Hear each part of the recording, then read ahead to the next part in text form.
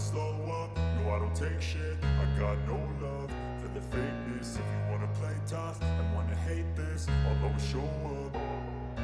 I don't ever slow up, no I don't take shit. I got no love for the fakeness. If you wanna play tough and wanna hate this, I'll always show up and make a statement.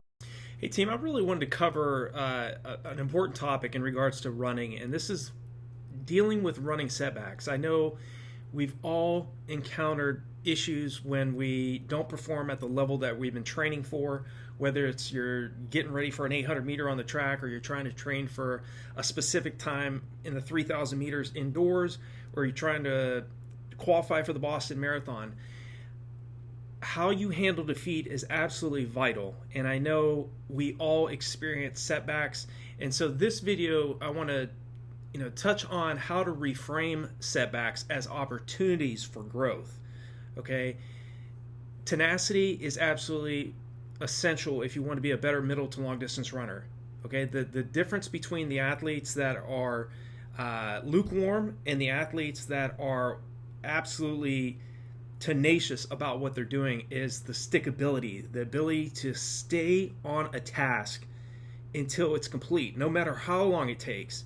Okay, the honest truth is, if you want to be great in this sport, whether it's as a track and field athlete or as a marathoner or 5,000, 10,000 meter specialist on the roads, you have to be willing to accept the fact that you're not always going to be on. You're going to have defeats. You're going to have times where you really question yourself, what you're doing out there on a daily basis. I certainly had those particular instances over the years as well, wondering if the marathon distance really was my distance, and if I would ever get under my particular goal, which was 2 hours and 22 minutes flat.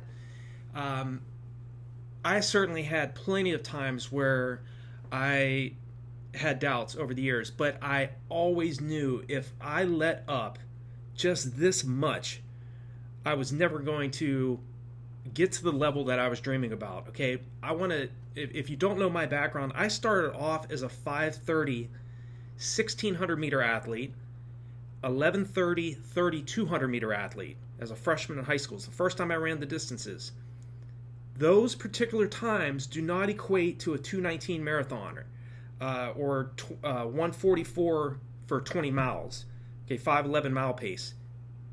It took me from running in 1992 all the way up until really 2007, when I ran my personal best in various distances, from like the 5K all the way up to the marathon distance. And so you have to accept the fact that how you reframe running setbacks and how you handle those setbacks and use those setbacks as opportunities to help you to get to the next level as a middle distance runner or a long distance runner. You have to use those failures and not getting to the type of time that you're aiming for initially in the first few tries, or you miss breaking the 4-hour marathon, or you're trying to break 65 minutes for 10 miles, and you go out and you run a 74-minute 10 miler, and you're like, crap, how do I get to this level? And I have a lot of athletes reach out to me, leaving me comments saying, hey, I'm at I've run fourth. I remember just recently, last week, I had an athlete that said, this particular athlete said he's run 4:37 for 1,500 meters, and can he get to 4 minutes? I believe he said within a year. And my honest answer was, really, you want to look more at a long-term approach here, because going from 4:37 for 1,500 meters down to breaking 4 minutes, running 3:59, that might take him, it might take him a year. It may take him another 5 years to get to that point. Breaking 4 minutes for a 1,500 meter, that's extremely competitive. That's an elite time, And I personally never even broke 4 minutes for 1,500 meters as a collegiate athlete. I ran 4 minutes flat, 0.11. So I ran 4:00.01, and but this athlete can go from 4:37 to 3:59. It's certainly doable, but more than likely it's going to take several years to do that, because it's such a short event, and it's not like a marathon where you can go out and you can drop an hour off or you can drop off 40 minutes. A lot of times the problem with running setbacks is it's not the fact that we don't achieve our times that we want immediately. It's the fact, or we don't achieve the times that we want in our timeline. It's the fact that usually it takes much longer than we're aiming for. And so when I talk about how to reframe running setbacks and that positive mindset that you have to have, I believe it's absolutely vital that if you have a long-term vision, if you have a belief in delayed gratification, you're going to excel as an endurance athlete. It's natural to want quick results. It's natural to want things and desire things and want them now. And so it gets frustrating for athletes, myself included, over the years. I remember when I was in college wanting to break the Malone University 5,000 meter school record, which still stands today at 13:52. Okay, looking back, way too aggressive of a time for me as a collegiate athlete based on my background and my capabilities. I would later run 14:18 for 5K or 5,000 meters on the roads when I was 32 years old, but I never broke 14 minutes for 5,000 meters. And I was trying to run a time that's really, breaking 14 that's an elite, very tough time to do at any age. But again, sometimes we aim for the stars and we try to push too hard too soon, when maybe another event is our better event. For me personally, it was the marathon. I spent a lot of time as a middle distance runner focusing on middle distance races, 1,600 meter, 3,200 when I was in high school, 1,500 meter, 3K when I was in college, 5K. I just found out that I was more of an endurance athlete. I had decent leg speed, but I was stronger the longer that I went out. So don't let the setbacks that you experience, whether it's on the track or on the roads, dictate how successful you're going to be later on in life. If you let those setbacks get the best of you, you're going to get frustrated. You'll start to doubt yourself, which you don't need to do. Take it from me too. I didn't just excel in the sport. I had setbacks. I had times where I got absolutely destroyed in races on the track and on the roads. I had times where I dropped out a few times in the marathon distance, 3 times. I absolutely hated DNFs, did not finishes, but it's something that even the world's top distance runners, even world record holders, experience from time to time.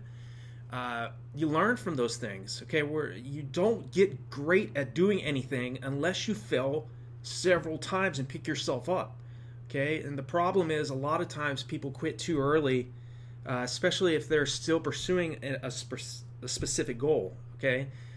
With me personally, I really did everything I wanted to do in the sport aside from making the Olympic team. I just did not have that type of genetic capability, okay? You have to have an enormous engine for that. I maybe had a BMW and maybe not a Bugatti engine, okay? And I think you need more of like that type of anaerobic capability and ability to really produce a small amount of lactic acid running at extremely quick times that only a few athletes can run at. And but the most important thing is to utilize what you can do yourself. You can handle what you tell yourself, what you do on a daily basis. You have a choice of pursuing, hey, I want to run a half marathon in under 2 hours. Am I going to prepare for this half marathon in 8 weeks, or am I going to give myself 4 to 5 months to prepare for this half marathon and breaking 2 hours? The more time you give yourself, the less constraint you're going to be placing on yourself, the less stress that you're going to be placing on yourself. Okay, so it's absolutely important. It's absolutely essential that you pre-plan what you do in training, what you say to yourself. Okay, don't keep beating up yourself over a bad workout every once in a while or a few bad races. Expect that. Okay, the best runners in the world deal with that. Bad races, bad workouts, just not performing at a high level. There's times where you're gonna deal with that. So it's you utilize those setbacks to motivate you and to grow as a better distance runner, as a better middle distance runner. If you're pursuing 800 meters, 400 meters, or 800 meters up to like 5,000 meters on the track, or 10K on the track, it's that tenacity that you have to have. Okay, so I really want to encourage all of you that maybe have experienced, not maybe, I know all of you have experienced some form of setback, either on the track or on the roads or on cross country.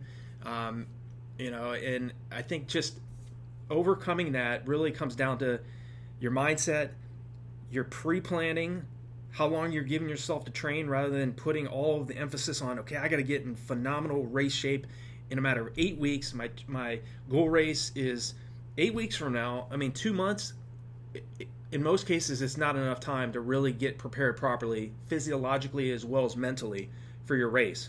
Give yourself a longer build-up.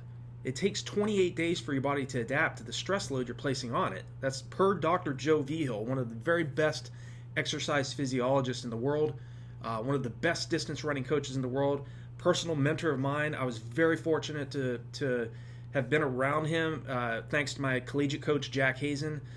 Him and Jack were very, very close friends, still are to this day. And, even now, Dr. Vigil is like 94 years old, and he's still super fit. He's still out there giving presentations. And I'll leave one of Dr. Vigil's presentations below. I want you all, if you've never heard of Dr. Joe Vigil, to listen to him talk. All you need to do is listen to him talk. And I'm telling you, changing, again, it comes down to what you're listening to too. Surround yourself with the type of people that are going to take you to a next level, both mentally as well as physically. Get in some workouts with athletes that are better than you.